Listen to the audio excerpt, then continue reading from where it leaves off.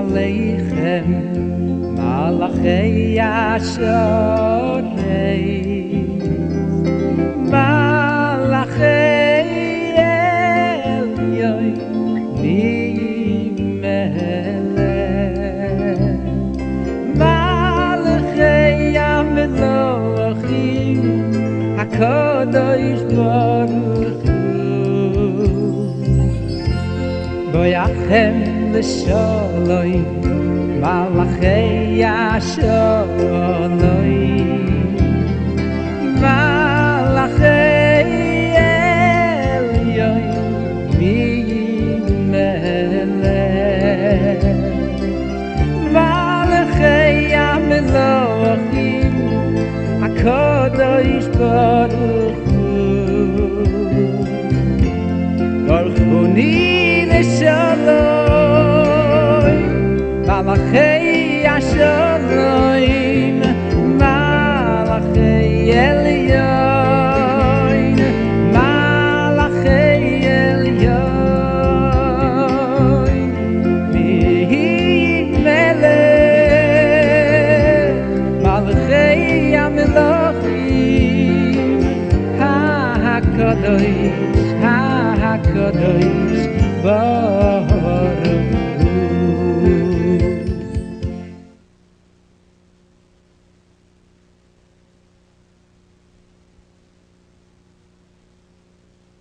There was an evening and there was a morning one day.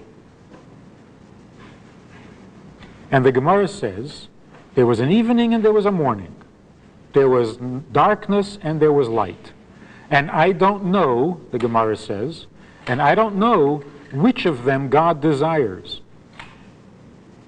the darkness or the light. Which means darkness are the deeds of the wicked, of the sinful, and light, those are the deeds of the righteous, of the tzaddik. And I don't know which one God desires until you look further in the verse where it says, and God saw the light that it was good. So now I know God desires the light, because he didn't say that about the darkness. He said the light was good. When God created the world,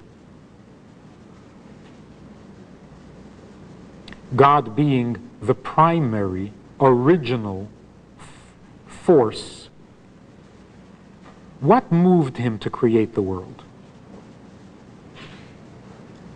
Why did God create the world? And you have various answers in Kabbalah and in Medrash. What moved God to create the world? But actually, the question itself is not a valid question. There's a basic inherent contradiction. If God is the original primary force, then what do you mean, what motivated him? If there was a reason that motivated God to create the world, then he is not the original mover, the original primary force. The reason moved him. So the reason is the primary force. Then he's not God anymore. Does this make sense? Rambam puts it very simply, right in the beginning of his writings. The Rambam says, the foundation of all wisdom and the pillar of all knowledge is the knowledge or the recognition of the fact that there exists an original existence from which all other existence is derived. That's a basic definition of God, that he is the original existence. Now, if you say, what made God create the world? What reason did God have for creating the world? You've contradicted yourself.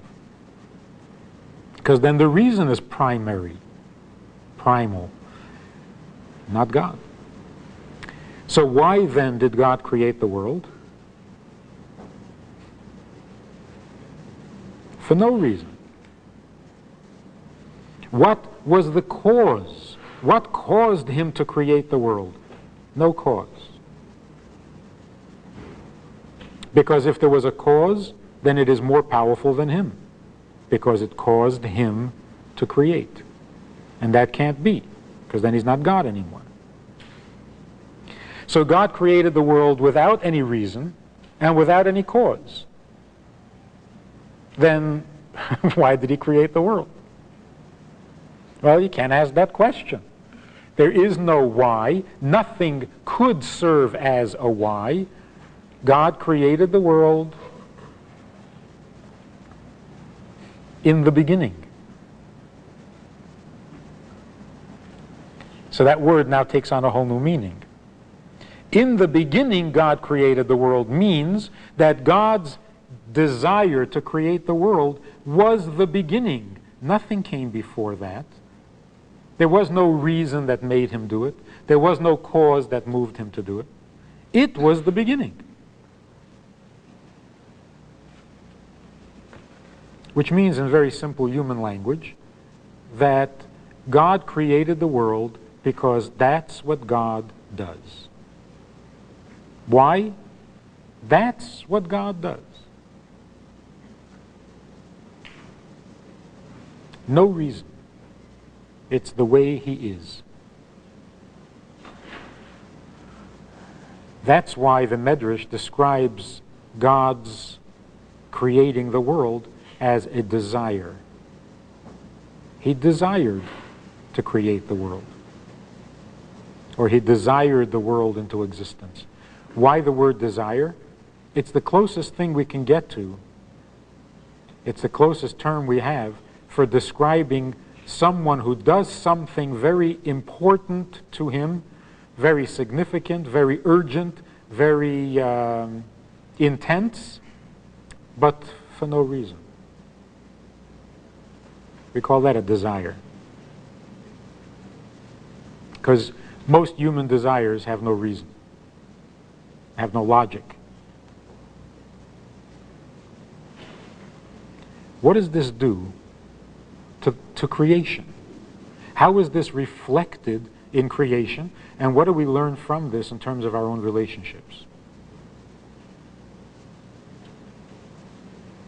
Well, the first thing we learn is that the existence of the world, since God had no reason to create it, the existence of the world has no reason.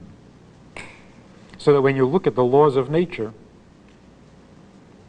you will find that the laws of nature have no reason.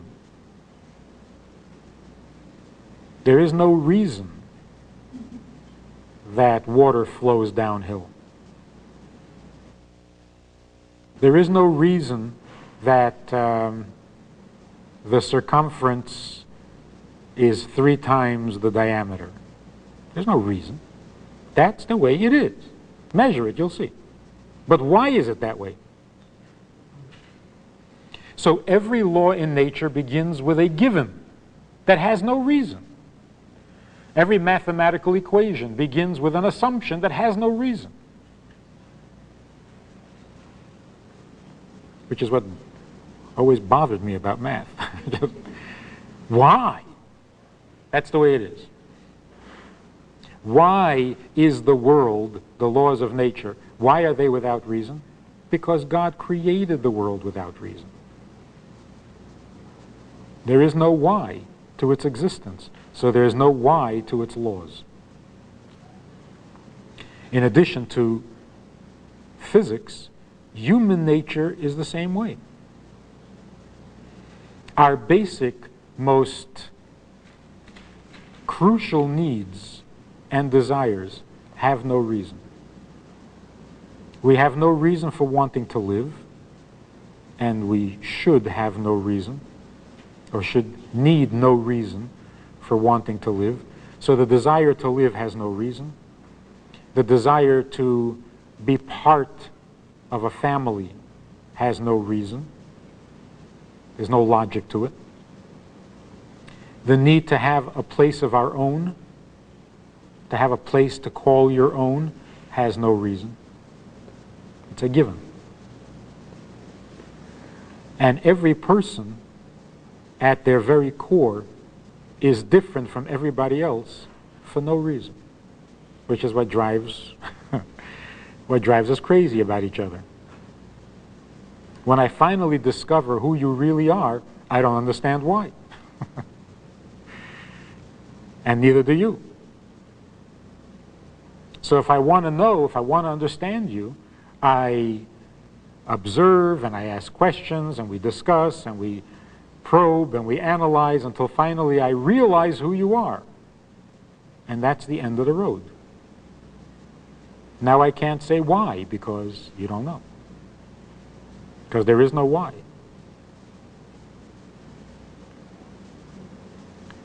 Let's take a look at another aspect of creation. God created the world in such a way that the creation should not be aware of its creator. And by doing so, he made it possible for human beings to have freedom of choice. Which means he created the world for a certain purpose, wants a certain result, but we are free to do the exact opposite. We can go against his will. Even when we know what his will is, we can do the opposite. And that's because God does not make himself evident in his creation. So God created a world that can refuse him, deny him, ignore him, so that we can have freedom of choice. And then, when we do a mitzvah, it's by our own effort, it's our own decision. We're not forced because we have freedom of choice. I could have chosen to do the sin. So when I choose to do the mitzvah, I am choosing. It's my mitzvah. And that's what God wants.